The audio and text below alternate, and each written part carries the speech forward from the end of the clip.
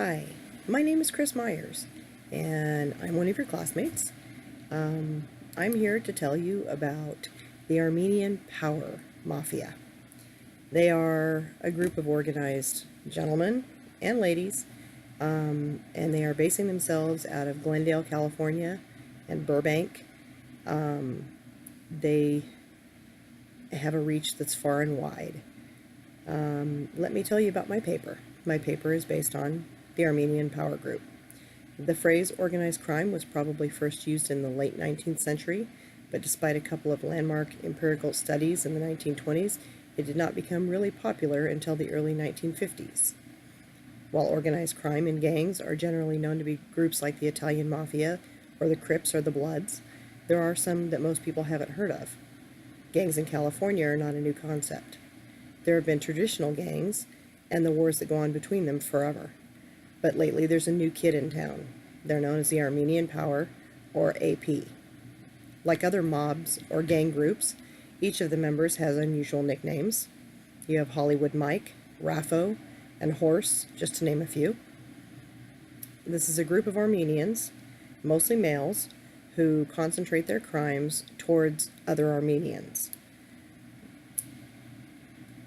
Many of their victims are not quite clean businessmen themselves, so when the AP shake them down for protection money, or taxes as they call them, they won't go to the police because they're committing crimes as well. So they would be running the risk of being arrested themselves. With a very large Armenian community living in the Glendale area, they have a large victim pool to fish in. This, however, hasn't stopped them from branching out to other states as well. They run across our nation and into other countries. The corruption of the AP runs from extortion to kidnapping to murder. Violence is a element of the mafia organizations, and the ability to resort to it ensures their survival. They aren't too picky. If it's profitable, they'll get involved in it. One of the most common types of organized crime is racketeering, including the collection of protection money from businesses. The AP kidnaps victims and then squeezes their family for ransoms. They've released victims only to extort money daily from them following the release. One such man was victimized by the AP on 2 occasions. The first time he was taken, his family paid his ransom of $50,000. They decided they could tap him for more money again and tried a second time to nab him. He fled and was accidentally shot by his friend. The AP were able to abduct him, and they held him for 5 days until authorities rescued him. At that point, he was in grave medical condition from his gunshot wound, and he needed multiple surgeries to survive. He still lives in fear to this day, watching over his shoulder, driving special ways to avoid being followed. He leaves a car length and a half when he's driving down the street just to make sure he has room to evade if he needs to. No way to live.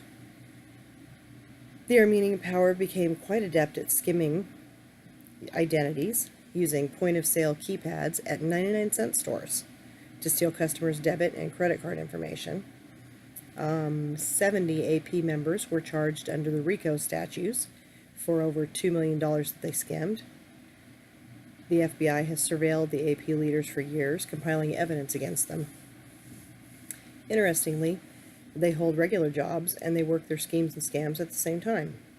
The leader of the skimming operation was 38 at the time of his arrest, and he worked at an AT&T mobile store.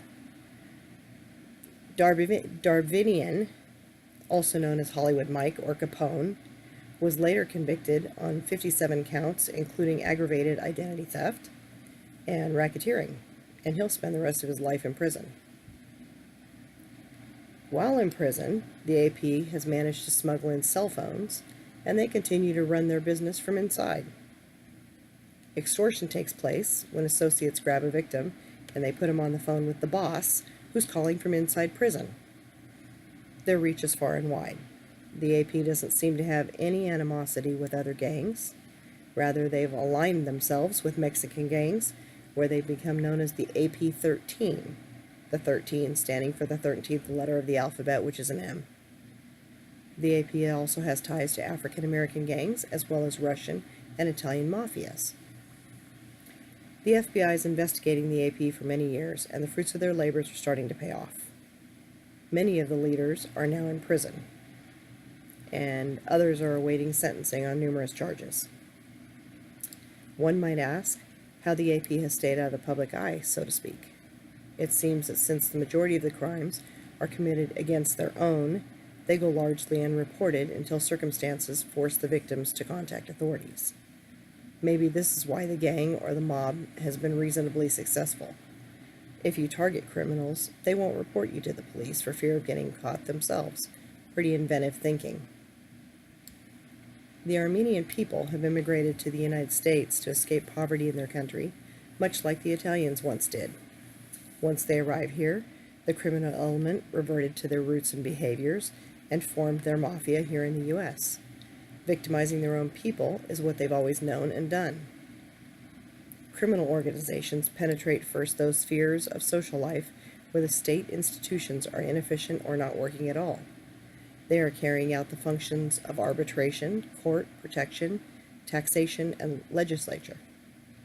The AP becomes the protectors, for a fee, and tax the businessmen, still extortion, taking advantage of the vulnerable immigrants. In Russia, or Armenia, or Italy, criminals take advantage of weaknesses in the government or law enforcement by making themselves an authority through intimidation or force. In Ukraine or Armenia, corrupt actors such as organized criminals and unscrupulous business people have more bargaining capacity due to the diffusion and fragmentation of political power. Many countries see this happening. As immigrants, they come to the U.S. and they target newly formed communities of their own people who have fled the type of corruption that they had there, only to find that it followed them to the country they moved to, here, the U.S. Our government is watching the American power mafia closely and making arrests. They're trying to stop the sophisticated cybercrime in its tracks. They're succeeding in making a dent.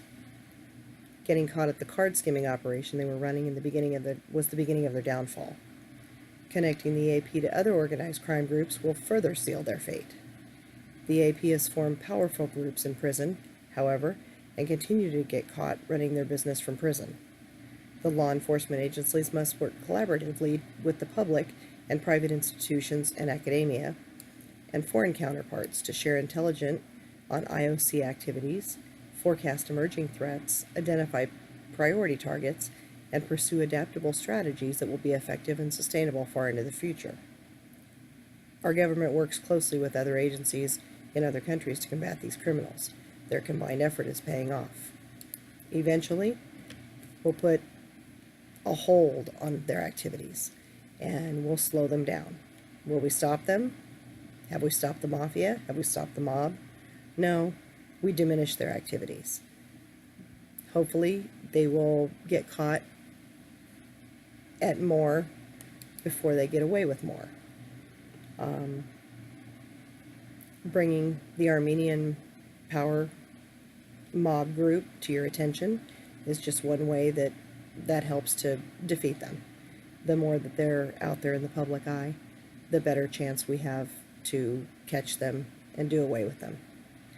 And I'd like to thank you for listening. Have a great day.